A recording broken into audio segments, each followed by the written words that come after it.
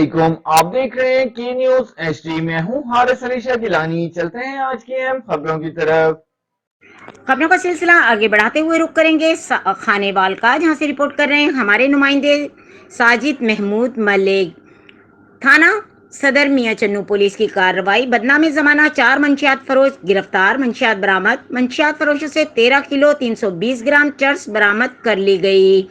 منشیات فروشوں کو مخبر خاص کی اطلاع پر اڈا موساور بہار کالونی 112/151 سے دوران ناکہ بندی گرفتار کیا گیا۔ منشیات فروش سکندر عباس، بنارس بھٹا، رانی بی بی، زلیخا بی بی گرفتار منشیات فروشوں کے خلاف الگ الگ مقدمات درج کر لیے گئے، جس سے مزید انکشافات متوقع۔ ڈی پی او کی طرف سے S H O Adnan Khurshid اور ہمراہی ٹیم کو شاباش۔ منشیات فروشی کا مکروہ دھندا کرنے والے موت کے سوداگر ہیں۔